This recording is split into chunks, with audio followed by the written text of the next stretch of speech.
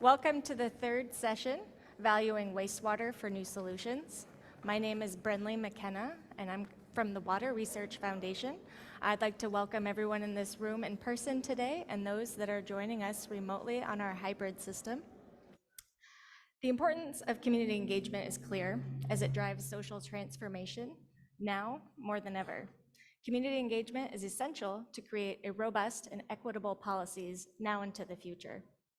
New technologies and advances in water treatment will continue to improve water quality, but the true potential of these innovations cannot be achieved without collaboration between stakeholders. This session will focus on the importance of involving the community in the creation of solutions that will extract value from wastewater and ensuring that we are moving towards a sustainable and circular economy. We will begin with Callie Herman Schleppveen, the Minister of Agriculture, Water, and Land Reform, Nambia, and the President of the African Ministry Councils on Water.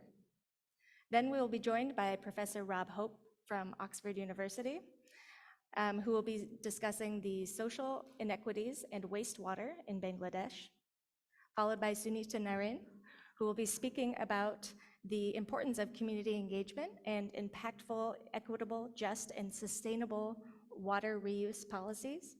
And then we have two case studies from Jennifer Williams, the Executive Director of the Fecal Sludge Management Alliance, and we'll be joined by Zane Williams from Southern Nevada Water Authority, who will give us a case study on the Colorado Water River Basin. So first, I'd like to welcome Callie.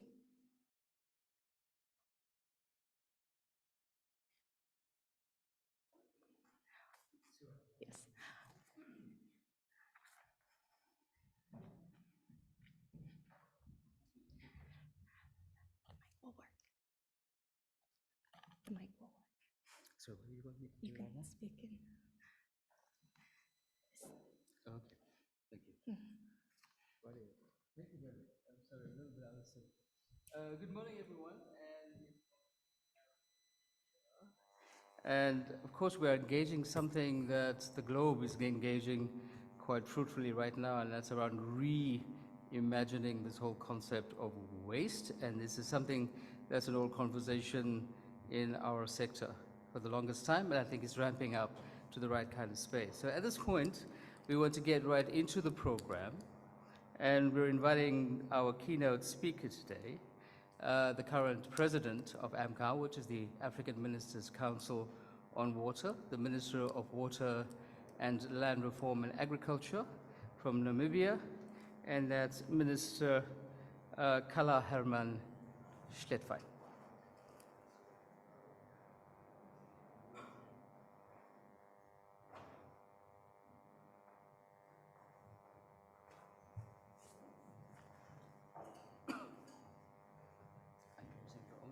Yes, I think I'll use this. Thank you so much, moderator.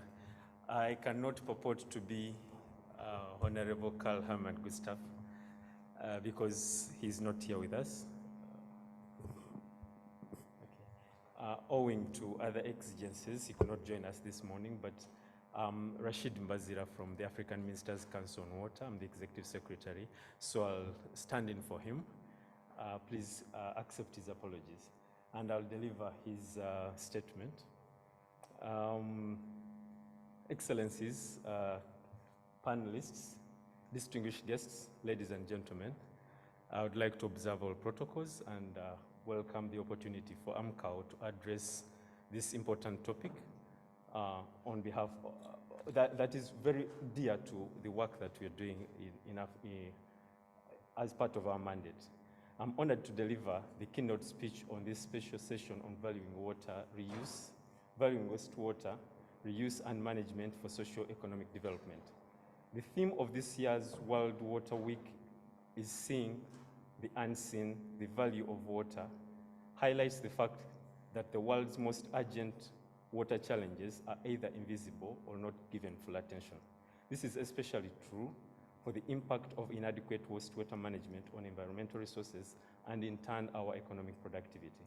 Distinguished guests, the proper management of wastewater and safely managed sanitation are imperative for human health and the health of our ecosystems and planet. While significant efforts are being made to provide the infrastructure and technology for wastewater management and safely managed sanitation in many countries are still inadequate. Excellencies, this dialogue, therefore, is apt in many aspects. The vitality of valuing water for socio-economic development cannot be discussed without due cognizance to wastewater management and safely managed sanitation. Human activities, including domestic water use, agriculture, and industrial processes, account for over 80% of the wastewater produced. In most countries, wastewater effluent is discharged into the environment without adequate treatment. This has major implications for environmental integrity and, in turn, wastewater availability for other purposes. In contrast, a rapidly growing population, rapid urbanization, and changes in climate have got major implications for assuring water security. If solutions are not found now, the short and long-term consequences would be dire and detrimental to the environment and human lives, with far-reaching implications on the human well-being and the health of the ecosystems. Distinguished guests, the increase in demand for water is compounded by the adverse effects of climate change, drought, variation in rainfall, flooding, and increased temperatures. As we speak, over a fifth of the world's basins have also recently experienced either rapid increases in their surface water area in flooding, or rapid declines in surface water availability, indicating drying up of lakes, rivers, and reservoirs. Given the increasing demand for water for domestic, industrial, and energy production, and also production of food, the treatment and management of wastewater and its reuse becomes extremely crucial. Distinguished guests, across Africa, policies and technology to reuse wastewater are inadequate, and in some cases, not a sector that is adequately considered. And where available, they are not prioritized in national development planning. This is further compounded by limited data and information availability on wastewater and its reuse. Given this, you will agree with me that without data and information, it becomes difficult for policy decisions to be made. Yet wastewater is the new gold that holds promise towards achieving socioeconomic development for our economies. Ladies and gentlemen, we need to accelerate action on the development and implementation of national policies and legislation to enable us to accelerate our efforts on wastewater management and reuse for national development. As AMCAO, we call on member states to prioritize investments for large-scale city-wide wastewater treatment and management plants. This is vital because inadequate solutions to wastewater management present a great opportunity to reclaim waste, land, and many water resources towards the realization of the benefits of a circular economy. Improving wastewater management will further improve public health outcomes, agricultural land use, and maintenance of the ecosystems and biodiversity. Investment in integrated wastewater management has the highest potential for job creation, thereby reducing the youth unemployment rates for the continent. Against this background, I call for all hands on deck on use and making a concerted effort towards providing low-cost technology solutions for the effective management of wastewater for reuse. Indeed, wastewater is the new gold nuggets that holds huge promise for accelerated action towards achieving the Africa Water Vision 2025, the Africa Union Agenda 2063, and the Sustainable Development Goals. The time for action is now. I thank you.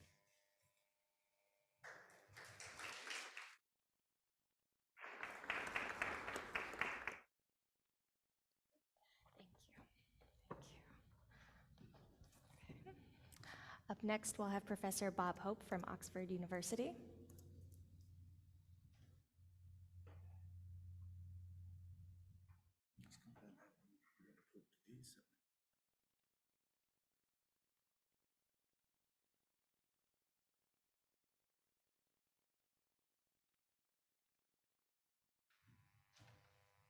Okay, if I can work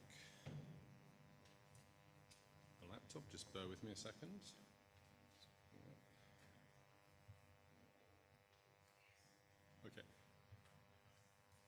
Well, good morning, everybody. Great pleasure to be here to talk through some work building on the Executive Secretary's excellent opening comments about the challenges that we face around wastewater.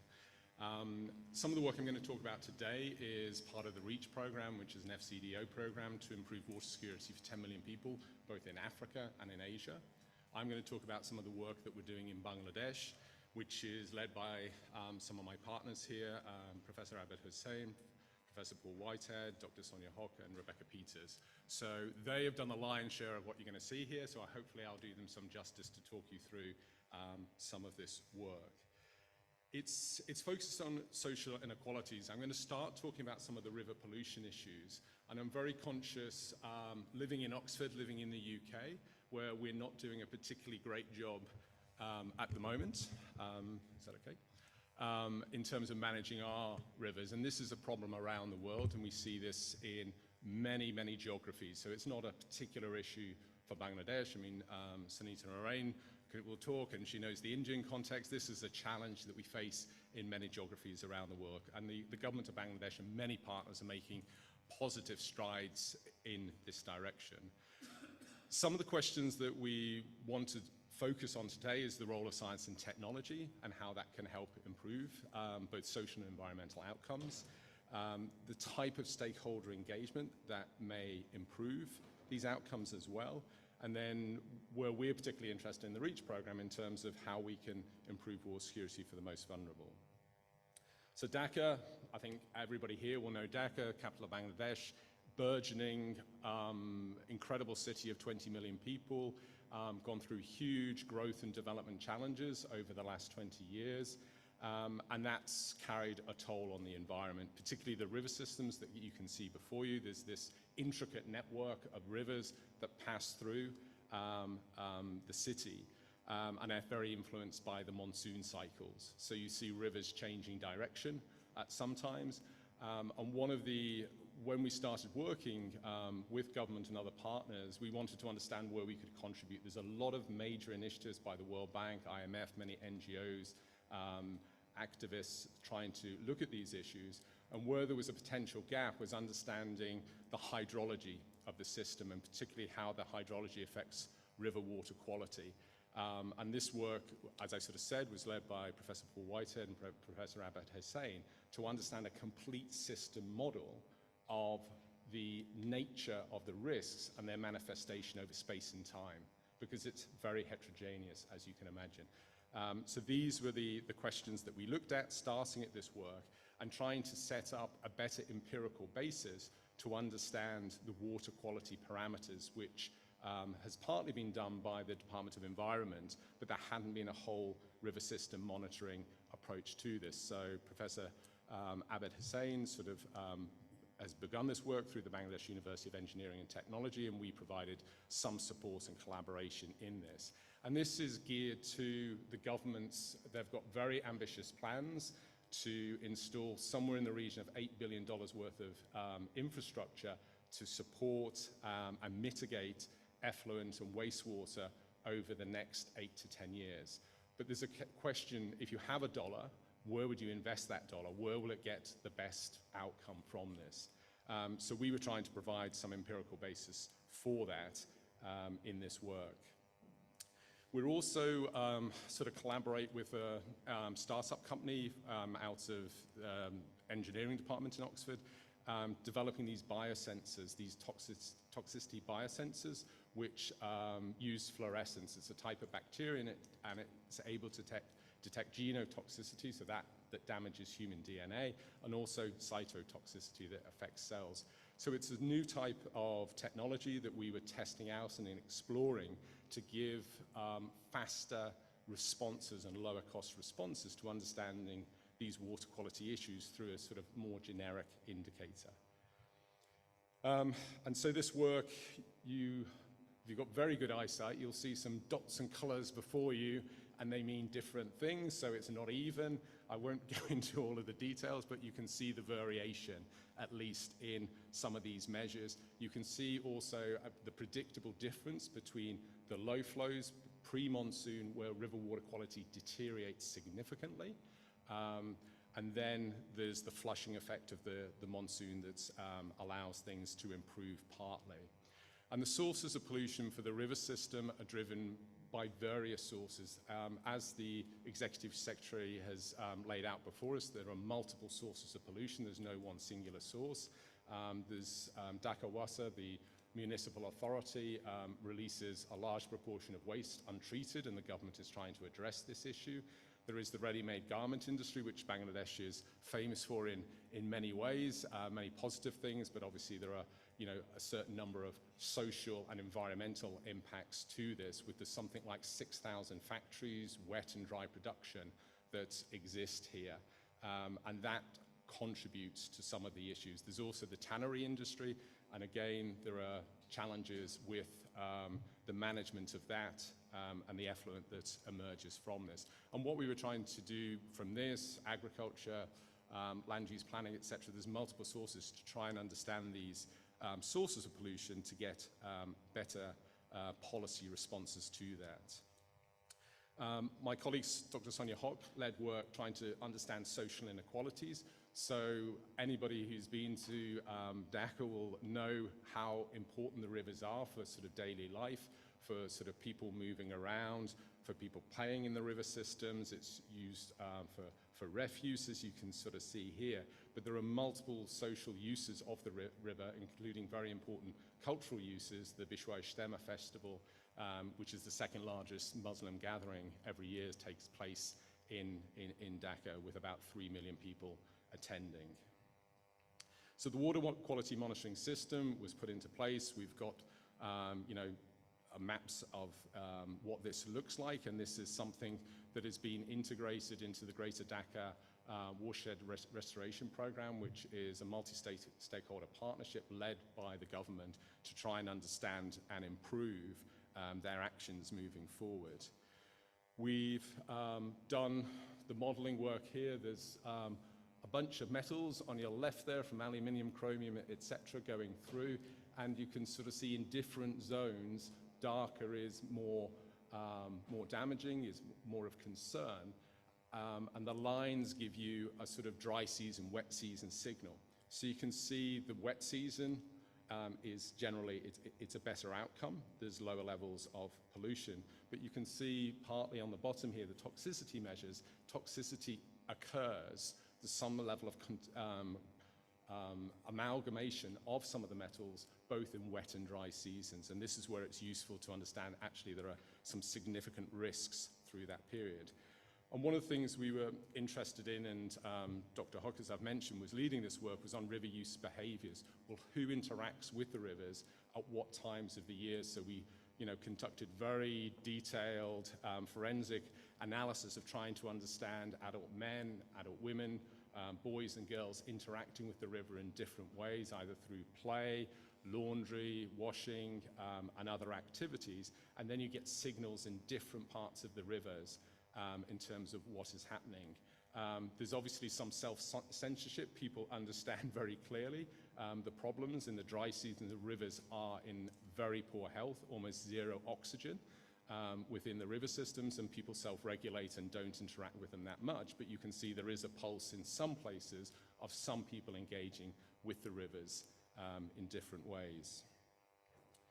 So what I'll do to conclude, there's a lot more that I could sort of say. I mean, this is, an introduction to some of the work, is that, we can see in some of the wider socioeconomic studies that we've done, there are pockets of high deprivation within Dhaka, and often these correlate or coincide with higher levels of water quality risks. So this gives an urgent opportunity for the government to look at these areas to bring in responses in the short term. There are often areas where you have high levels of shared water supply or sanitation, so the conditions are not good. So there are opportunities to address some of those in the short term. The river restoration will take longer. That's not going to happen overnight, but in the short term, there are high levels of deprivation in specific areas, which I think are more clearly understood. We now have a better understanding of some of the behaviors of people who's most at risk, and sometimes that will help in terms of, again, sort of education and action to support different groups that are facing these sort of risks going forward.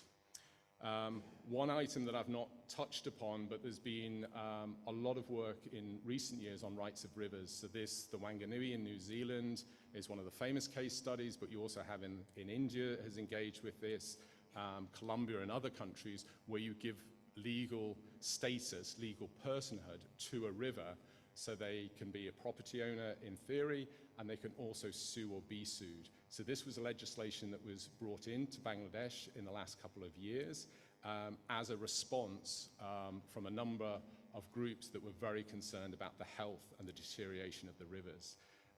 It's an emerging instrument, legal instrument, and it's created some paradoxes in terms of potential conflict between humans and rivers and how it may be interpreted and used. So last year, for example, some of the riparian areas where people had informal settlements, those people were moved away as a consequence of this because they had, no property rights to be there, and this legislation was used. So there is an active debate around this instrument at the moment, how it's being used and applied, but it was a response to try and address some of the pollution issues. My reflection on the technologies, these are emerging. The biosensors is a new technology. We're learning more from that as it goes forward. It provides potentially a more rapid response to understand and monitor these systems. And one of the things that we learn from Bangladesh, and everywhere the river doesn't lie, the Department of Environment tries to monitor factories, but factories turn on effluent plants, they turn them off, they cost money. It's very difficult to police some of these industries, and there are lots of political issues in terms of the management of this as well. And this is why we focused on the rivers, trying to understand very specifically. So I think there's a role there. It's not clear what that is in the long term, but it's certainly providing some new and useful forms of data. And I think my concluding point is this empirical basis of understanding the variation over space and time of water quality risks gives a more public platform for scrutiny and for action in terms of what should be done within the sort of approximate $8 billion the government is planning to spend over the next 8 to 10 years. So I will conclude there. If you're interested in more materials, the reachwater.org website will provide those. I'm happy to take questions, or you can contact me directly, but thank you very much for your time.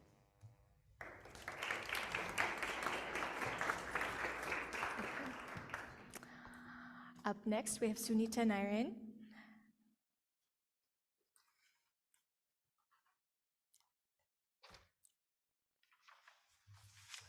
Thank you.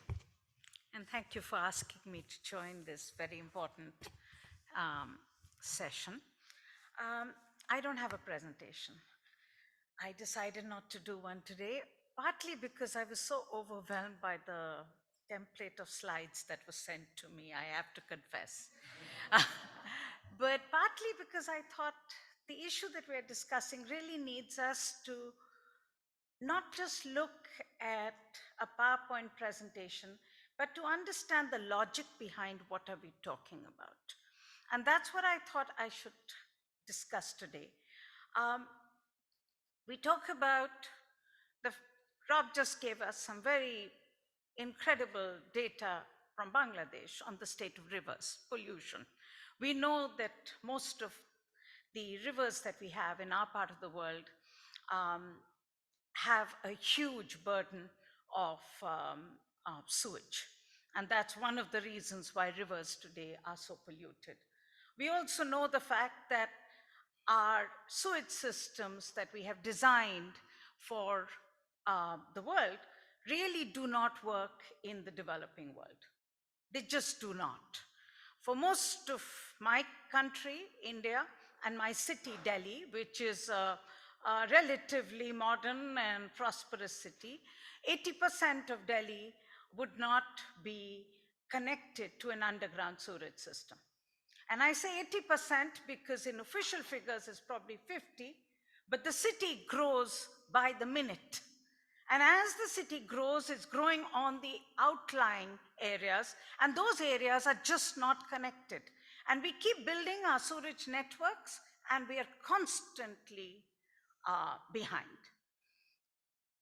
This is one of the biggest reasons why we have a huge burden of pollution, wastage, and you have a situation in which all the available water, and we do have a crisis of water, which will increase over the years because with climate change, we will see more rain in fewer number of rainy days, which means the ability to hold water is going to be key. But that available water cannot be wasted. And it will get wasted if it gets polluted, because the cost of cleaning water to supply it for drinking and making it usable again is a cost that we cannot bear.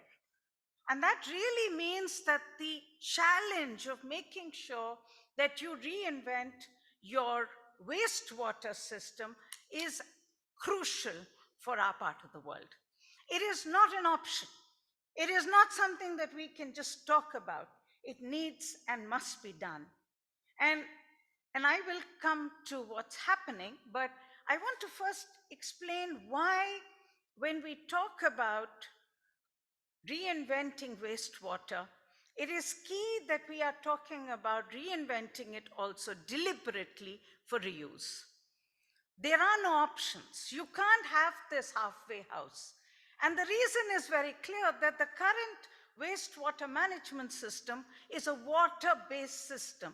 It takes a little bit of human excreta, which is really nitrogen and phosphorus, flushes it, and you need to design your sewerage system so that you use a lot of water to flush, to convey, and then to clean, to treat, and then you put it back into the water, which really means that you have disrupted the nitrogen cycle, which really means that for us, where soil fertility is such an important issue, getting that wastewater, getting that human excreta back on the land is not an option. It has to happen because it is the only way in which you would rebuild the soil fertility. You would also think about how you could have an affordable sanitation system, because without it being affordable, it will never be inclusive. And if it's not inclusive, it will not be sustainable. That is a lesson we have learned in my part of the world and in Bangladesh and in the continent of Africa, and we learn it every day. The resource intensity, the capital intensity of the current sewerage system means that it can only reach a minuscule population of our cities.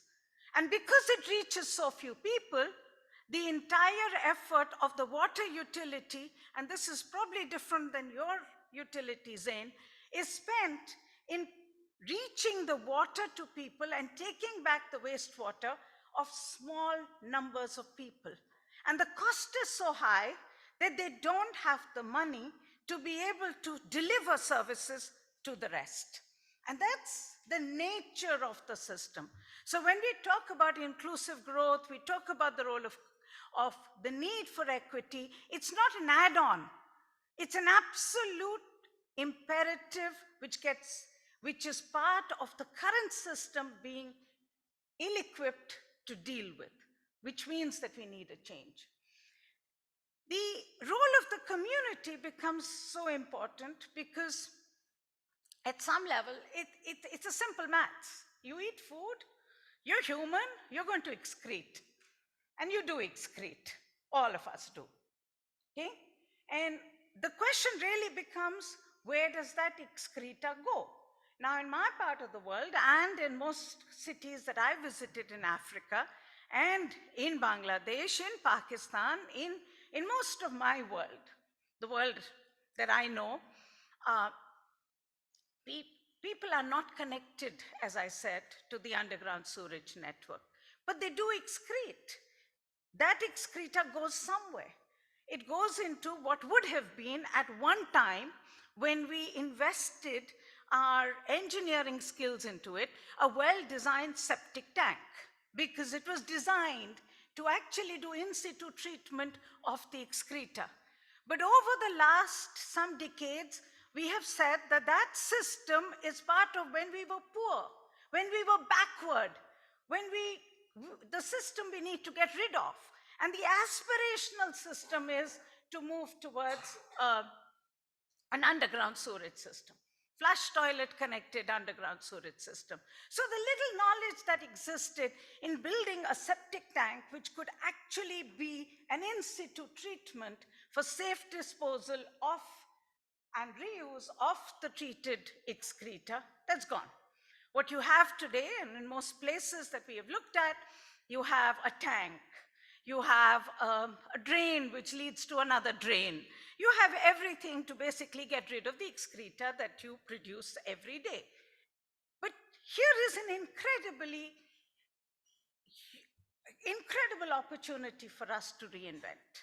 Because instead of building those long underground, expensive conveyance systems, you completely change the system so that you make it much more nimble. When I speak in India about this, I give a very interesting analogy which makes sense to Indians, may not to most. So, for most Indians, getting a telephone line was very difficult. I know when I was setting up CSE, or when I was working at CSE in the early years, to get a telephone line meant that you needed to get a favor from a minister. You had to go and get a signature from a minister to get a telephone line. Now all of us have cell phones. We are connected. And that's the nimbleness of the technology, where you have really made people in charge and on top of it. You do the same with sanitation. Instead of moving towards a land-based system, you move it towards the fact that you have an on-site system, connect it so that you can collect the waste, take it, treat it, but design it for reuse. And that's really where the role of the community comes in. Two issues. One, it's a NIMBY, not in my backyard. If my tank is overflowing, if my tank needs to be cleaned up, I'm going to call somebody to get it cleaned up.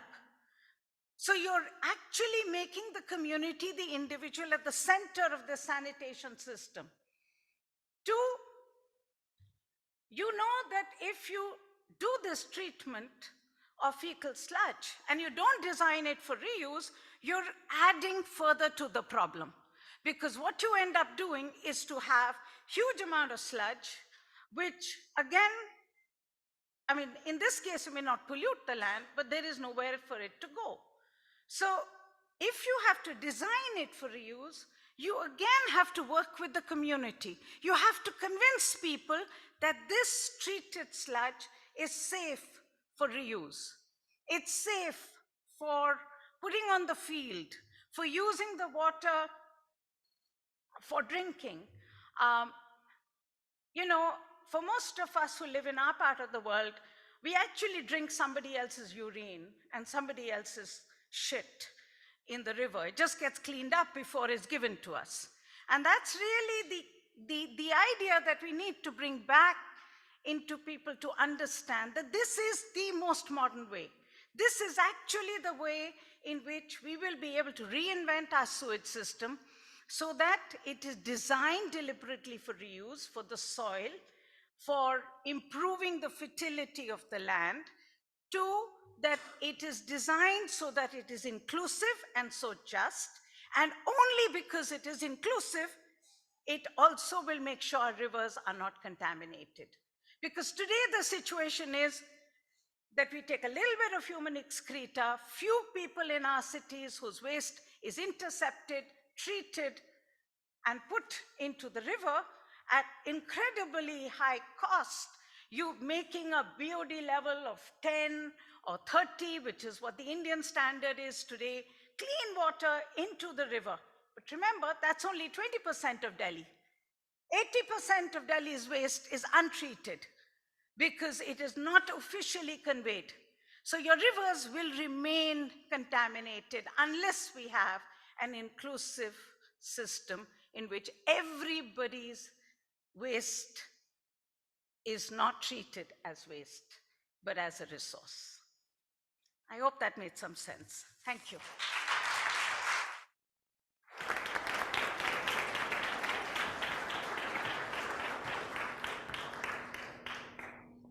All right, thank you. Up next, we have two case studies. First, Jennifer Williams, followed by Zane Marshall.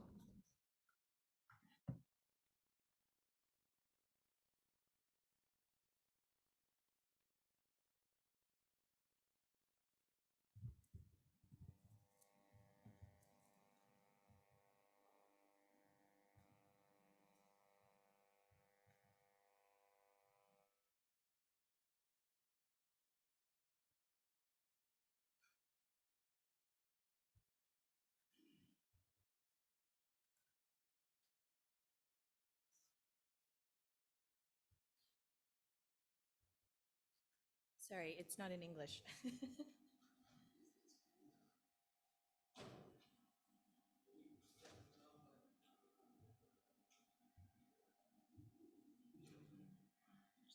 Oh, there we go. Thank you. Thank you. Good morning, everyone. My name is Jennifer Williams. I'm the Executive Director of the Fecal Sludge Management Alliance, and I really couldn't have asked for a better introduction than from Sarita Narain on why fecal sludge management or non-sewered sanitation is so important. Conveniently, she already talked about that today, so I'm going to talk to you about why community engagement is so important and then also provide you with an example. And as I was preparing for this today, I started thinking about a recent experience that I have that really shaped this presentation. So I am also a social scientist by training, a political science and sociology, so bringing a slightly different perspective. Sociologists typically categorize societies within two categories, collective and individualistic.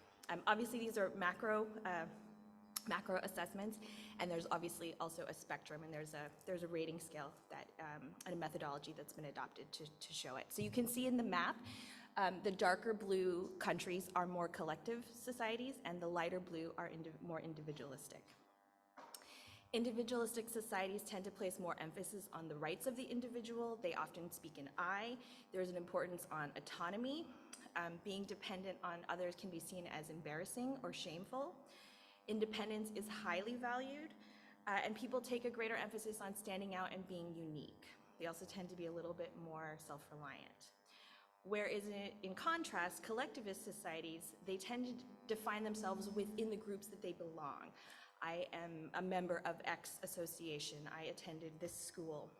So their sense of belonging is always within the definition of a group. Group loyalty is encouraged. Communication can often be more indirect to avoid potential conflict or embarrassment. Some of you may have experienced this in your work.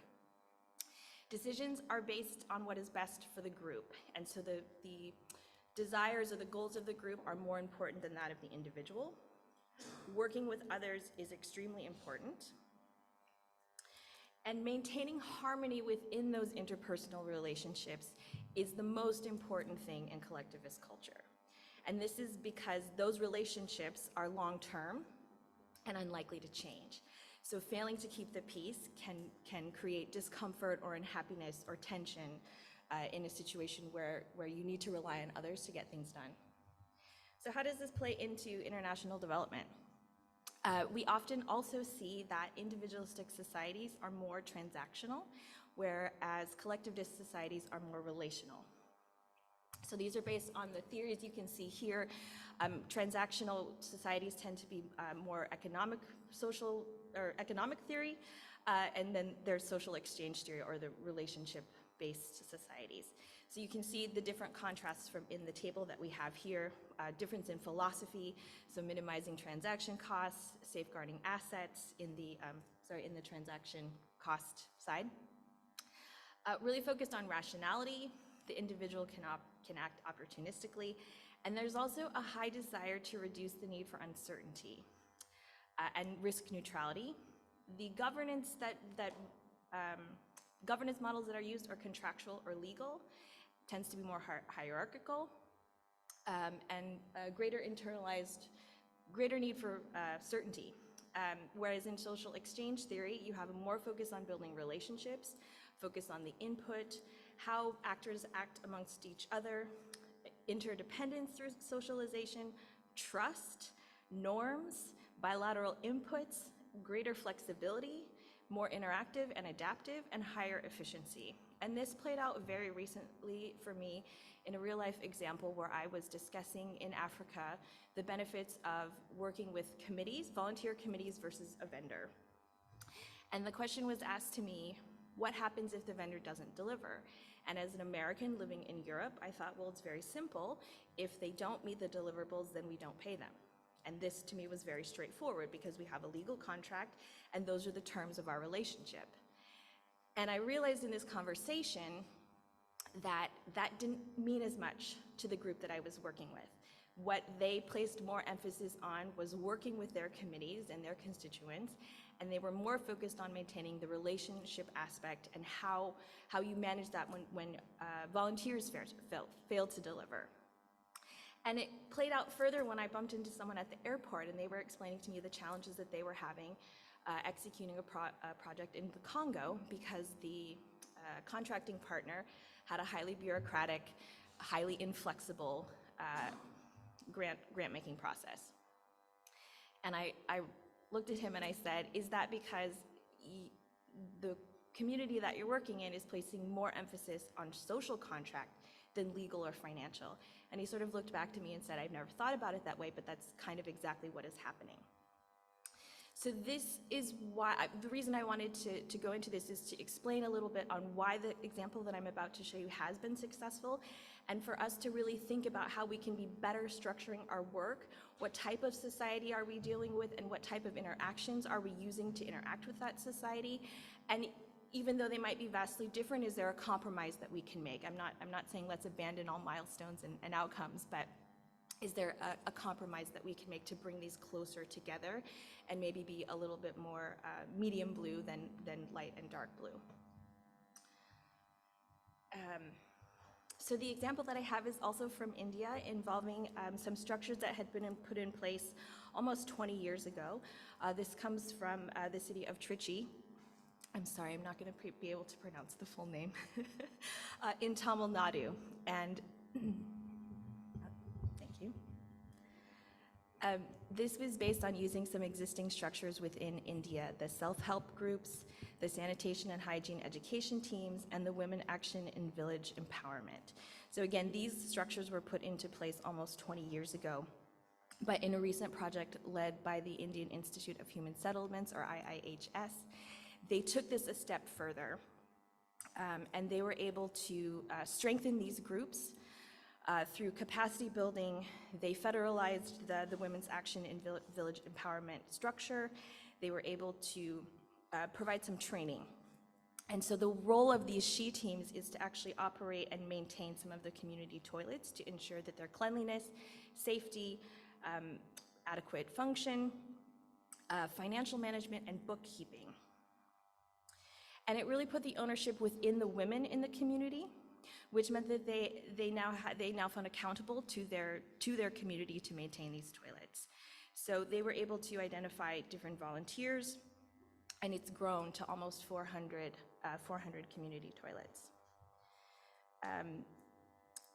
They also worked on standardizing some of their operational processes, simplifying the reporting system, but really empowering the women to lead all of this work. And this is where I also, they use an existing structure, something that was already widely accepted within India, and built on that further. And so this is what has led to this success. And the success continued even during COVID. So they were able to maintain the toilets to ensure that their community had a safe place to excrete, and while still maintaining the social distancing rules. So in a quick summary, transactional interactions tend to be more successful in individualistic societies versus relational interactions are more successful in collective societies.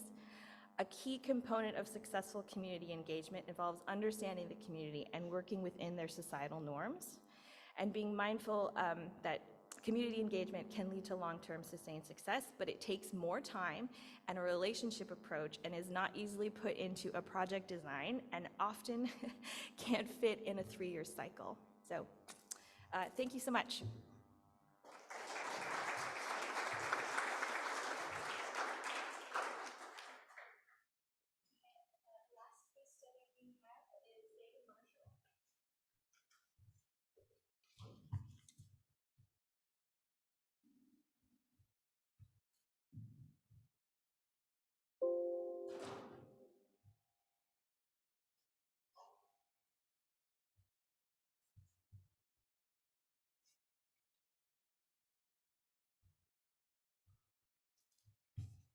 So thank you, Brenly. I am humbled by my fellow panelists and extremely thankful to have the opportunity to speak to you today about this case study. I'm the Director of Water Resources for the Southern Nevada Water Authority. I am a Las Vegas native. I've worked for the Water Authority for 27 years, and I'm raising my family in the Las Vegas community. So I want you to know that I'm personally invested in finding solutions for the region to deal with the challenges that we have today. So a little bit about my community and organization. So the Water Authority was formed in '91. It is a cooperative agency that includes 5 purveyor water agencies and 2 wastewater agencies that supply water to our metro community of 2.3 million people. That represents 75% of the population in Nevada. And we have 40 million annual visitors that generates about 70% of the state's GDP. We do this, we provide water service to the driest metropolitan area in North America, which receives about 10 centimeters of rainfall per year. 90% of our supply is from the Colorado River and 10% from local groundwater. And we represent 1.6% of the total demands on the Colorado River. So we're small in terms of demands, but we're scrappy in terms of promoting policy within the basin and providing technology that helps to solve problems. We've been on a journey for conservation and demand management for over 20 years now. And with increasing populations, we've increased 49%, added 800,000 people to our community, and we've reduced our gallons per capita per day by 48%, and our Colorado River consumption by 26%. The only way that you do that is by community participation. Our community is invested and engaged in accomplishing the conservation goals that we've set before them in our resource plan.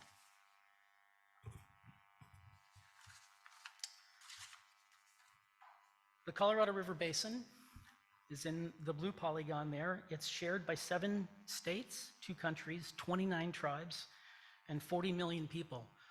And the only way that we can address the challenges of today is through cooperative action, collective action in the basin. As you may have heard, the basin is experiencing the worst drought in 1,200 years. And the science actually suggests that it's not drought, which indicates or suggests that it's temporary, but that it's permanent aridification. So the basin will not produce what current demands are, and the demands are about 20% greater than what is inflowing into the reservoirs. This has resulted in precipitous reservoir declines. The major storage reservoirs are less than 30% of storage capacity today, and are approaching critical elevations for hydropower production and downstream releases. The situation could be worse. Without cooperation in the basin, Lake Mead would be 20 meters lower than it is today, or 65 feet. So we're actually in a better circumstance than we could be. Again, because of this collaboration among states and with the country of Mexico. So I'm going to talk a little bit about this case study, which is the Pure Water Southern California Reuse Project. In our community, our focus has been demand management for the past 20 years or so, but we still need to bring in additional supplies to meet our long-term demand projections, because we're in one of the fastest growing regions in the United States. So the Pure Water project started in 2009 as a collaboration between Metropolitan Water District, which is the largest water utility in the United States. They supply 19 million customers, and their supply is 25% from the Colorado River, 30% from the State Water Project from the Bay Delta area, and about 45% from local sources. And they're keenly interested in reducing their dependence on imported water from the Colorado River and the state project, and increasing that percentage in local sources. And this project helps to do that. Their primary partner is the sanitation districts of Los Angeles County, which supplies sanitation services to 5.5 million people, and they operate 11 treatment plants.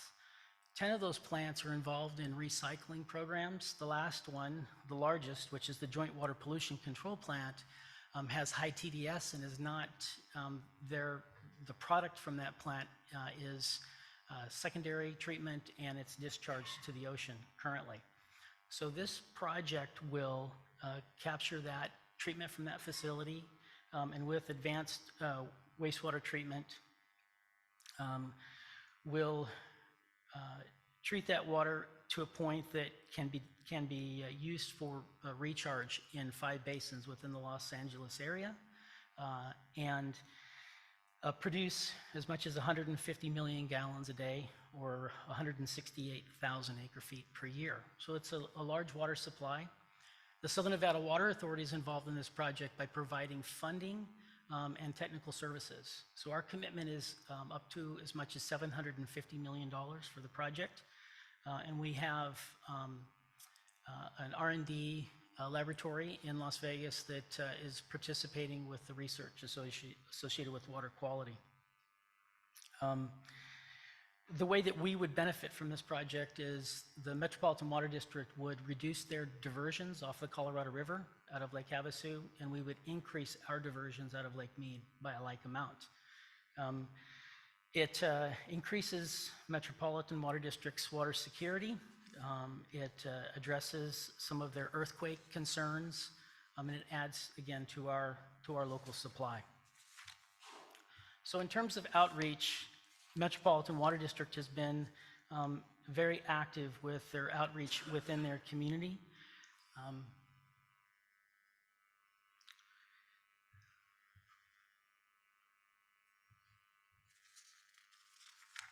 think I have my slides mixed up here. So a little bit more on the project. So there are 40 jurisdictions that are involved. As many as 10 million people are impacted by the project in the LA area. Through research that Metropolitan Water District has done, there's over 180 languages that are spoken within the community.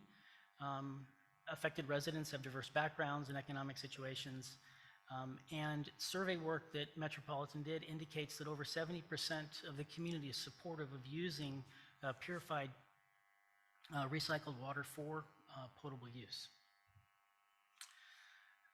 So the total cost of the facilities, including conveyance, is estimated at $3.4 billion and $129 million annual for operating.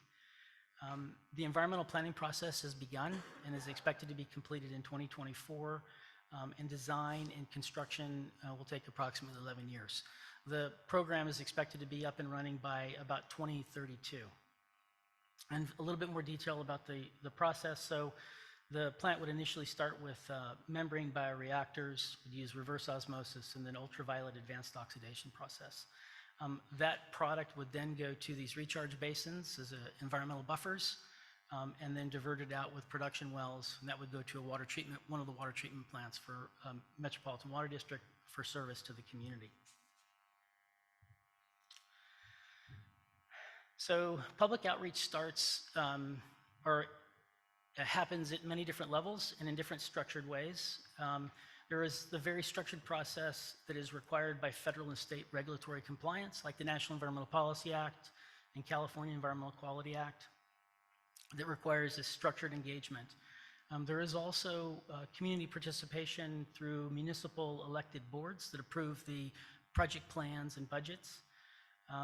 Maybe less formal, but important, is public advisory committees. And in this case, there are advisory committees that are looking at the treatment processes, the regulations, and making recommendations to the boards to ensure that there is community participation in the plans. In this case, the Metropolitan Water District and the sanitation districts developed a demonstration project that today treats 500,000 gallons per day. That demonstration project was completed in 2019, and it provides a platform for testing different treatment processes, proving them up, supporting the regulatory process, but also demonstrating to the public how those processes work. It was designed for public participation. They do tours through the plant. They do virtual tours. They've had school groups that come to the plant to really see how the treatment process works and to experience it. There's direct community outreach, and one of the learned lessons here is that it's difficult to get people's interest or participation, and so the outreach team has really worked to meet people where they are, to go to faith-based organizations, to meet people in grocery stores or markets, in community organizations, to inform people about what is happening, how the project may impact them, and get their feedback.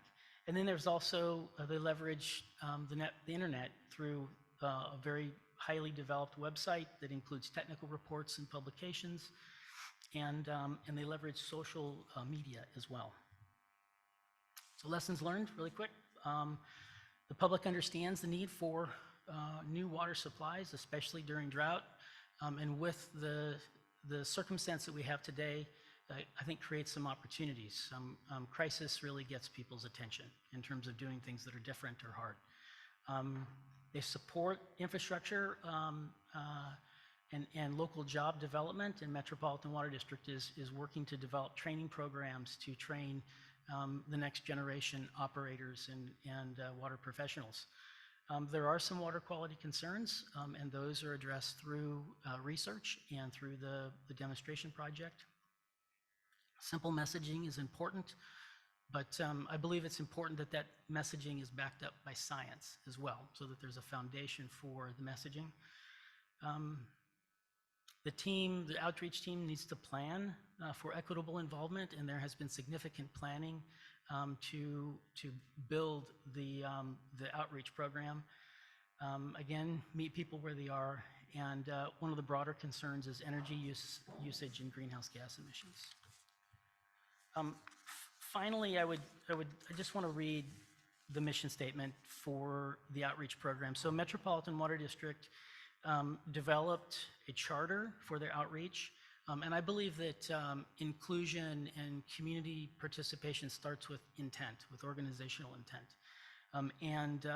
This mission statement, I'll just read it really quick here. It says, our mission is to conduct extensive outreach to communities that may receive the new purified recycled water and/or be impacted by construction of the regional recycled water program.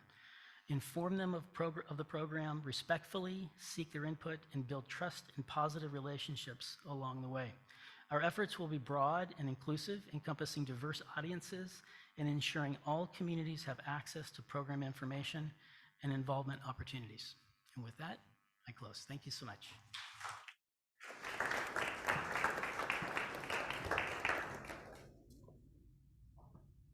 I'll have you speak.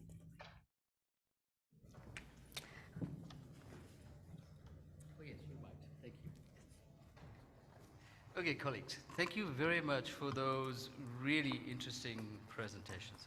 And I think the presentations move the bar in quite a significant way. And I just want to remind you briefly that we are in the final session of the seminar. So this is part 3, and we've already been through a very useful conversation to date. But the dimensions that have been added today is around the real nature of the stepwise change that needs to happen in wastewater. So we have created, thanks to the presenters, a fair amount of time for the engagement. So we're going to invite the speakers up to join us. It's going to be a little crowded up here, but I think it'll be fine. And we're going to borrow that roving mic to use here as well, just briefly, and then we'll open it up to the audience. So Brinley, over to you. Thank you. It was very impressive to hear from this line of speakers here about the importance of community engagement. And innovation and technology can only take us so far. It's the communities that we deliver our services and our water to. The community is what needs to be engaged with. And I heard that equity is not an add-on. I loved that line. I'm going to use that in the future. And I think that if we're going to build a more inclusive and equitable future, we need to look towards engaging our community. So I'd like to open it up first to see if there's any speakers here live in the audience. We also have the opportunity for you to type in your questions and we can read them here. Okay, well, while people are warming up, let's plunge into this. I mean, as I was saying to Jennifer when we were sitting down there, that there's a big shift in so many directions around this concept of how we engage in wastewater. And it's probably ironic that this community of practice, which does every 101 course on water, starting with talking to people about the circular nature of the water cycle absolutely refuses to internalize that inside the value chain. Yeah? And this is exactly where we are now. But while I was doing that, I did see two hands, actually. Vina, were you one of them? Yes? Now we've got more hands. Excellent. Okay. Then I think we must go to the floor at this point, yes? So let's start with right there, with that young lady. Please introduce yourself and then... Thank you. I'm Rohini. I'm a junior reporter for this session. I just have a question. I would like to listen it from both the perspectives of, like the developing countries and the developed countries. Who do you think are the important stakeholders that should drive and steer community engagement? Of course, there are multiple stakeholders involved, but who do you think are the most important ones? Okay. Should we take the whole round and then you can all respond? Yeah. There was someone right behind that, actually. And then you can go behind that and then to the back. So really interesting set of talks, and on one hand, both a push for centralization with the large, I would say, wastewater recharge projects, as well as decentralization, the call from Sunita to think back about whether we need to go small instead of gigantic. One of the challenges we have, at least in India, is that, in southern India, Bangalore is one of the only cities that has a complete decentralized wastewater treatment law, where apartments are required to treat their own wastewater. So it's in one sense decentralization, but there's also a lot of struggle with how to actually operationalize this. And I was wondering whether where apartments just don't have a capacity, for example, to treat, to actually treat. There's the economic side of it where they grumble that that's an unfair burden on them. I was wondering whether you want to speak to how we should land when we think about this big versus, or I would call it decentralized versus centralized, and how do we actually make it happen when it comes to capacity and economics? Fantastic. Thank you, Veena. It was Ruvash right behind you.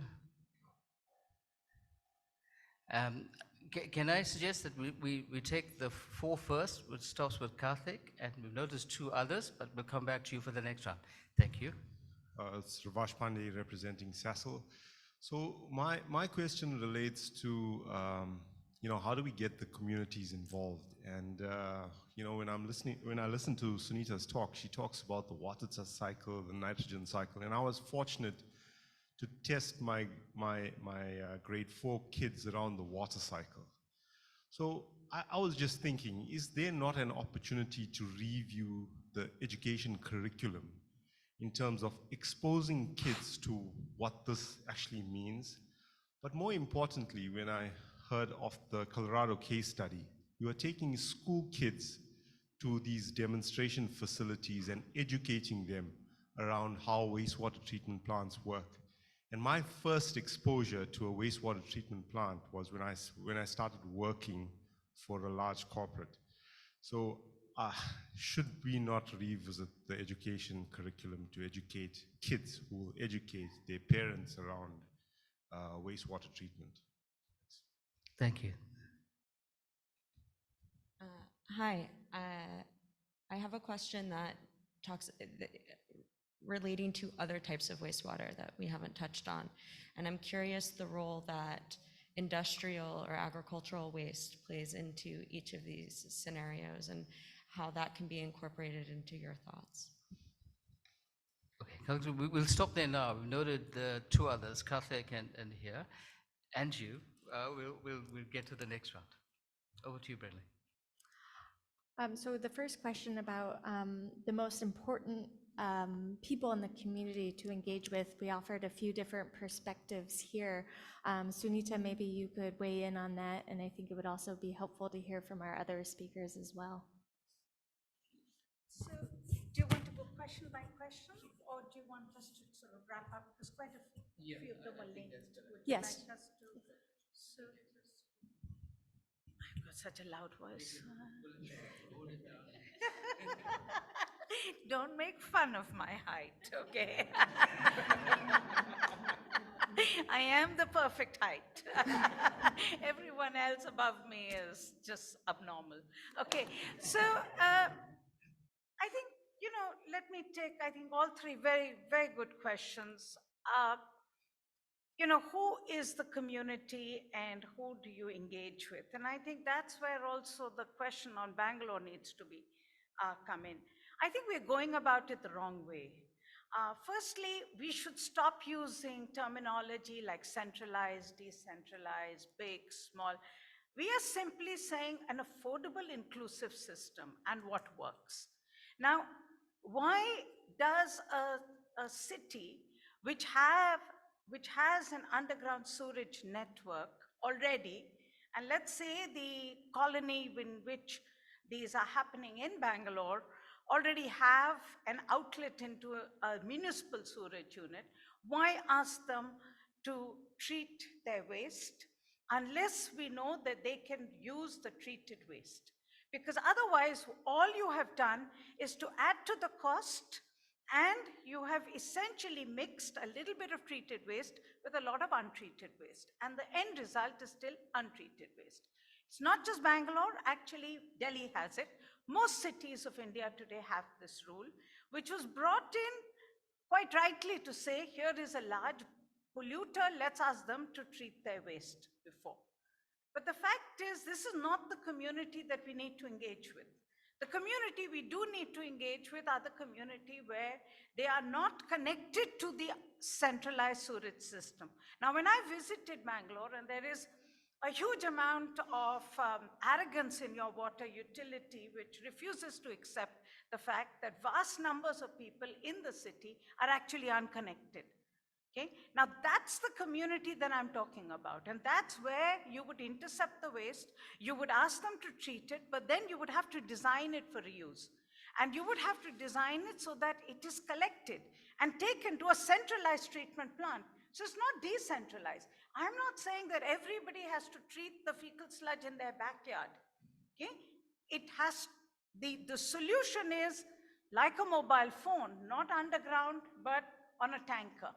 So I think what you're really talking about is a solution where you design it for affordability. And I think for us in our part of the world, affordability is at the core of any workable solution. And that's where the role of the community in terms of designing a system which they can afford. In most of our cities, and I'm sure it's the same in Africa, I mean, most cities that I have seen do not have underground sewage networks, but when they get it, people don't want to be connected because the cost is too high. So I think we really need a system which we can afford, and I think that's really what we are all working towards. I want to take that question on the industrial and the agricultural waste. I think that is a very, very important question when you're looking at reuse, because domestic waste is still much easier to treat, clean, and it's the chemical toxicity which is much more tougher. Now, what we are also learning, I do a lot of work on AMR, for instance, antimicrobial resistance.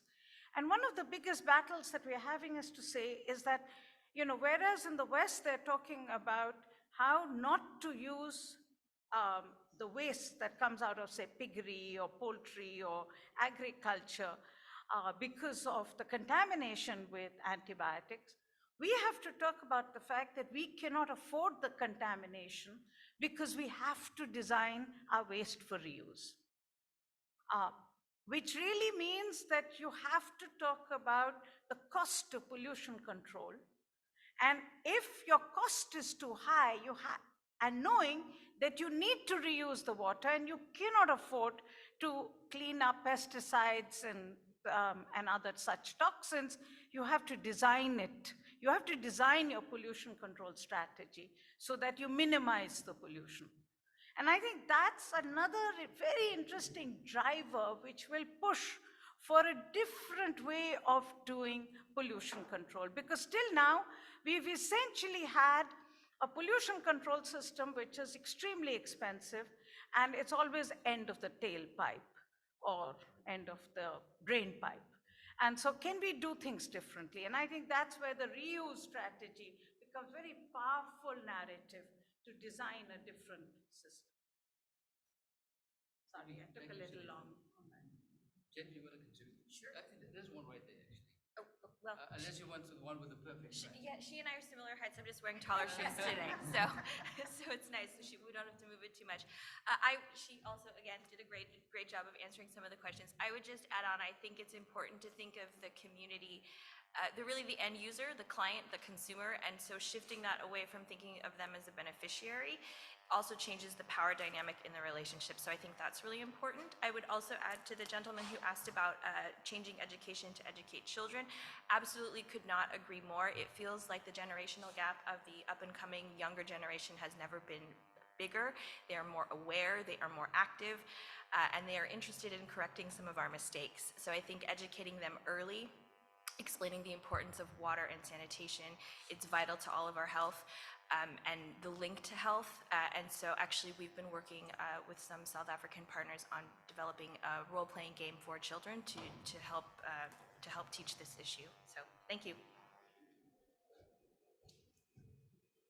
So on the question of who's most important or who I would start with, I think we should think of our stakeholders as an interlinked community that are all equal in some way or another, right? They might have different roles to play, but if one of those links is broken, then the projects don't happen. They don't get funded. They don't. We get political pressure against the projects or the programs that we're focused on. So I don't want to prioritize necessarily or put them in a linear flow of interests, right? So they're all important. Yes.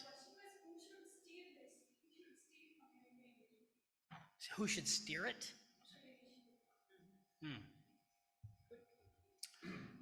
Well, I think in my case, it's, Metropolitan Water District is the project proponent. They hold all the information, but they need to regularly get feedback as they engage the community to help to steer and address questions or concerns within the community, right? So again, it's not just one entity that's steering it. They're getting feedback on a consistent basis and trying to figure out how to address community concerns as they move through the different phases of the project. In terms of centralized or decentralized approaches, I really think it depends on the watershed, the basin, and the current built infrastructure. Current conditions or starting conditions are really what drives the opportunities or what the potential solutions might be. So, in rural communities, decentralized might work best. In LA, the centralized approach we think works best to address the concerns. And in terms of community education, it's, we believe it's super important to educate youth. They are our future, and they will be voters and participating in the community before long. I've been in the business for 27 years, and I still think I'm 22 years old. So anyways, it happens fast, right? They begin to participate very quickly. And we're talking about projects, in the case of mine, that will take 22 years from beginning to completion and implementation. So they're decades-long projects.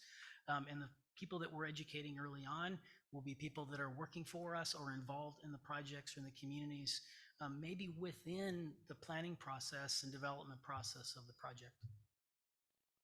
Sorry, Rob. Do you think we can take the other 3 questions and then you'll be the first to respond to those? Yeah? Okay. Thank you.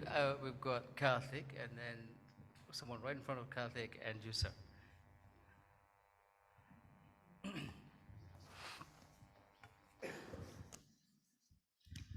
Hi, I'm Priyanka. I'm from A3, Bangalore, India. So my question is specifically for Rob. So we also did a monitoring of one of the urban rivers in Bangalore, and what we found was that, and we looked at the diurnal variability of toxic metals in the river, and we found that during the night and early morning hours when there is a lot of sewage flow, there are industries which are discharging. So the problem came when we started thinking about restoration of the river. In the absence of clear ambient water quality standards, how do you define what the goals of your restoration are? And in the absence of the absence of goals, how you decide on interventions, what should be the scale and size of interventions. So I would like to know, in Bangladesh, you also measured the toxicity levels, and in the absence of baseline, like how do you define what is toxic and what is non-toxic? So those are some of the things we are struggling in Bangalore. Thank you so much.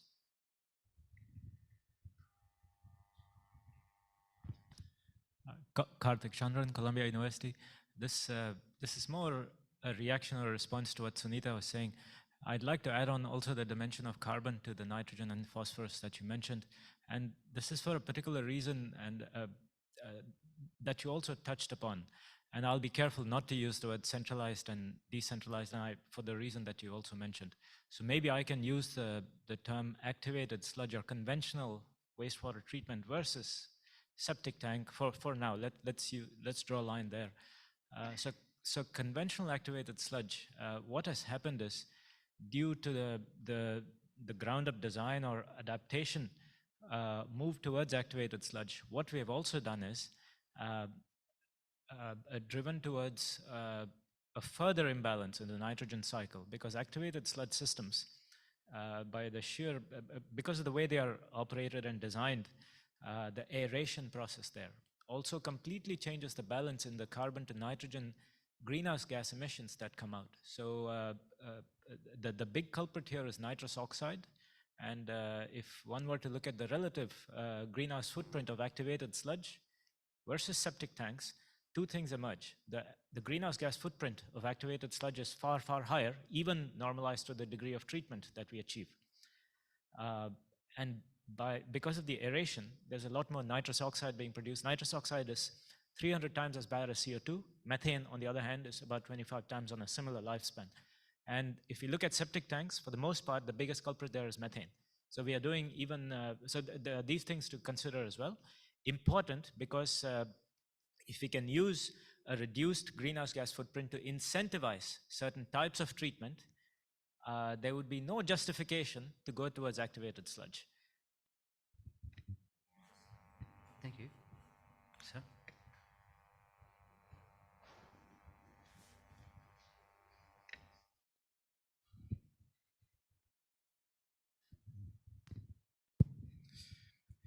Concerning the localization of the treatment through the septic tank, if you don't mind, I want you to elaborate more in the other consequences. In this strategic approach, to which extent this has implication in the public health?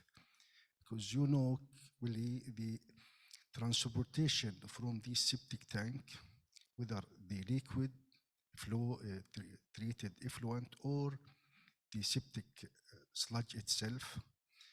The second, the cost in comparison, because first in your speech, I thought you were looking for local solution in rural area, which I fully accepting that can be a very good solution, because you can treat and reuse in the same non-urban area. But when you introduce this technology to the urban area, I think you need to see the other consequences, because having septic tanks in urbanized area has additional consequences in the public health, in the cost of transportation, and the magnitude of the reuse itself, because you are now collecting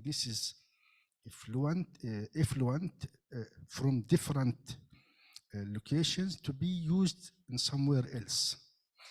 This is my first point. The second point, I just want to, for the Colorado case, why the approaching the reverse osmosis if the water is not salty? And can you please just elaborate? Because this is, will have additional cost for energy, and most likely you can use alternatives with cheaper if it's the purpose to have it potable, for the purpose of potable water. Thank you. Thank you. I'm Suku, and I just want to read a question from online. It's a question from Bernice, who says, please like to ask from a social aspect, why is there a great resistance to reuse and non-waterborne sanitation solutions to wash, especially in Southern Africa? She's addressing this question to Jennifer. Thank you. Let's start with Rob and the question about monitoring and how to, what are the restoration goals, with the absence of regulations, how do we restore the river and to what standards? Okay. I'm not sure I'm going to be able to answer that, to be honest. I'm conscious of time. I'm happy to talk afterwards. I mean, I think these are common problems. There are also attribution issues, as we know, to try and actually identify, where is the source of the contamination and the multiple factors that play into that, and also the historical dimensions. Most river systems now store so many toxic elements in the riverbed, which get disturbed, and there's horrible incidences of that around the world. I think bringing the experience from Bangladesh, the work is evolving. I mean, the government's been through this many times. This is not a new iteration. It's just to provide a more sort of empirical platform that people can understand more clearly what is going on and what type of investment, what type of intervention may work. Our particular interest is the most vulnerable. I mean, we're trying to understand those most in need, and the sort of questions about how you bring stakeholders into this. It's often very difficult. People who are extremely vulnerable, and Sunita can talk with a lot of expertise to this, it's often very difficult for these people to have voice or agency in engagement here. It's a very difficult process. It's very complicated, and it's often perverse to understand that. So part of our very simplified approach is just trying to understand how the river can be restored to health, which then hopefully provides a public good for everybody to benefit from. There are wider social issues as well, but I mean that in itself is a non-trivial challenge to achieve. But I'd be happy to talk afterwards. Maybe all together with your closing statements, colleagues. That was the closing statement. Lovely. So I think I had a question about the treatment process, right, for the regional recycling facility. So, and the question was about why use of reverse osmosis. So it's my understanding that the wastewater treatment plant that generates the product for this advanced treatment facility receives waste from industry in the LA area. It is of a relatively high salinity, and that's the reason why this wastewater treatment plant has not been involved in recycling projects yet. There is also an interest in developing a direct potable reuse component to this project at a later phase, once the state regulations are put in place to allow that, and that's in process today. So that's my answer. And in conclusion, the project that I talked about is a huge project. It's going to be the largest in North America, at least. It's very expensive. It has significant impact in the community, and it will not be successful without community inclusion. And so as a matter of practice, we have to do this, we want to do this, and it's important to the success and creating solutions that work for everybody. Thank you. I'll just quickly address the question from online and say, I think we haven't done a particularly good job of messaging to the community and the public about reuse. The way that we speak about it at these types of conferences are not the messages that resonate with the community. I think Zain mentioned it. We need to meet the community where they are, but it does need to be science-based.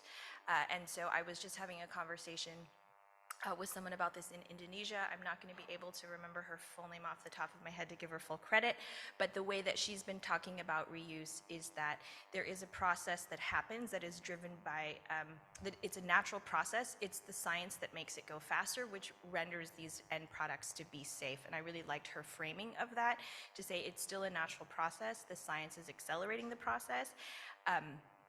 And that's how it's rendered safe. And I think we really need to find a better way to message reuse for the community specifically. I was also just having a conversation with someone about South Africa that the sewer solution is the aspirational one because of the historical divide between the white and black community also. So just very quickly, Karthik, I'd love to hear more about that.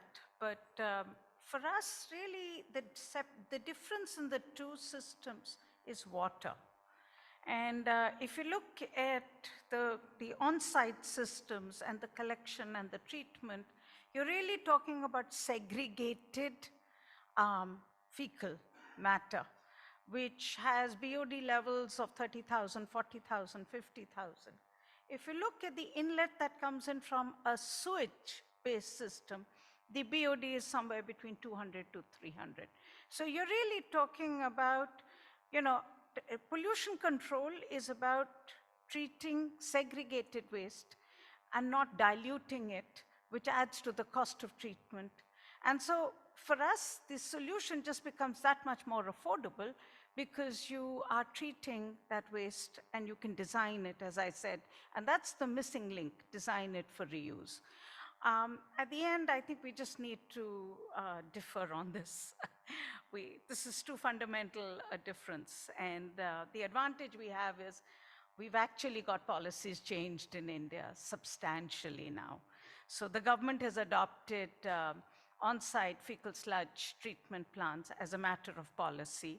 We have got scaled up treatment plants coming up across the length and breadth of the country, just because there is a clear understanding that the cost of building the treatment, the underground sewerage systems, we don't have them. And this is a way in which we can get affordable sanitation. Now, the only point I'd like to add to this is that we do test inlet and outlet. And if you look at the inlet and outlet testing that we have done, we have a full-fledged fecal sludge management laboratory. And we have now done 50 FSTP testing across different parts of the country. And actually, it's a very efficient technology. It's not a big deal. I mean, you're taking concentrated human excreta and you're treating it. And in rural areas, this is also becoming one of the solutions, because either you have in situ treatment with a twin pit latrine, honeycomb, so that you can do excreta management, or you need to find a way for safe disposal of the excreta after you've built the toilets.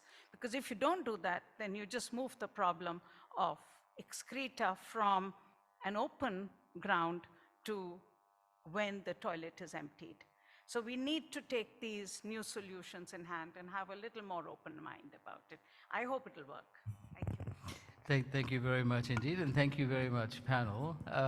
Colleagues, we're going to close now because we don't want to keep you away from lunch, because there are many conversations that you're taking to lunch. But before I offer 2 minutes of closing remarks, let me acknowledge the team that put this together, the folk on the committee, on the program committee, as well as our young water professional, the co-conveners. And I don't know if you know this, but the program committee works on this issue for the better part of a year. And my partner in that committee, Joan Rose, discovered at the end of last week that she couldn't travel.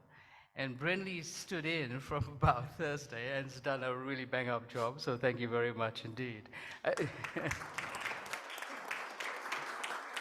So colleagues, maybe we can invite the folk to take their chairs, and I'll just offer 2 minutes of closing remarks. Look, there's a lot to explore, and the design around what we're able to do in SIWI is to catalyze conversations and relationships that will result in some material action afterwards. But in the domain of wastewater and wastewater's place in this water cycle, I think we've had some really incredible inputs throughout the 3 seminars. But let me concentrate on what has happened here today. So the president of AMCAO, who could not join us, I didn't realize this, was ably represented by the executive secretary, Dr. Rashid Imbazira. And the thing about Minister Schlettwein is that he talks about this concept of necessity being the mother of invention. If any of you know Namibia, which is where he is from, you have no doubt in your mind as to what the value of water is. There's no theoretical conversation around this because you can't see any. And that has driven their innovation, not just around technology, because they borrowed from a lot of places in the world, but the the rapidity of implementation is something that followed really rapidly because of that necessity. We're living in a global context now of general water scarcity around the world on the back of climate change. Surely that is the kind of stimulus that we need to move us into this paradigm. The second thing that I want to emphasize is that more and more we are seeing global leadership in this domain and several others related to water now popping up all over the world. We no longer have the classical production and consumption centers that we used to. The global south is now becoming that experimental base that maybe is showing us what water management for the second half of the 21st century actually needs to look like. So the global south as a laboratory should be supported and to some degree exploited to get us to a different space. The third issue that came up very strongly is that we have to really think about what localization means. We use it very loosely in economic policy all over the world, and we mean very different things by it. But in this particular domain, conceptualizing what local solutions are, what off-grid solutions are, really requires a great deal of work. And this is about more than imagination. It needs the algorithms, the engineering algorithms that have organized to standardize these large-scale systems to now be replicated for smaller scale systems around that localization. As it happens, the ISO standards exist. We have 3500, we've got 31800. It's now about taking those constructs and making it real. The third is that I think we have vastly expanded our need around how to visualize ecosystems. 10, 20 years ago, it was about technology. Technology was everything. If you had the right technological intervention, you will get the right solution. Well, that's no longer true. No longer true. Excuse me. No longer true anywhere in the world. I mean, the Colorado Basin sits in one of the most developed countries in the world. It has at hand a technological base that other people would envy. But the kind of work that you have to do around the legal environment, around the social environment, around the civil society environment is absolutely key for any kind of success. And we're seeing this all over the place. Then my very last 2 points. The first of that is we have to re-visualize the positioning of wastewater in this water value chain. Right now, it is end of pipe. It actually has to get to the center. We have to turn this thing. If you like clockwise, we can do that. If you like anti-clockwise, we can do that too. But we're going to get wastewater into the center of our understanding of what this water value chain is. And the very last point that I want to make is like we are in the climate domain talking about a just transition, and that has various enunciations in various sectors. What we're really talking about here, in the way we're re-visualizing this water value chain, is the whole notion of a just water transition.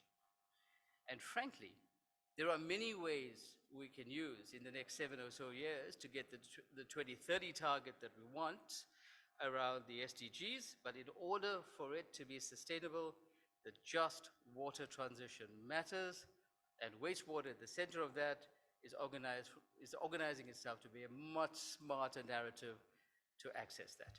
So colleagues, on behalf of the program committee, on behalf of our 4 co-conveners, thank you very much for your participation, both online and in person, and we hope we've added just a few more things for you to talk about.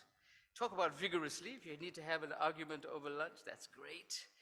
But just remember, when lunch is done, you're going to be back in the wastewater cycle. So your conversation really matters. Thank you very much indeed.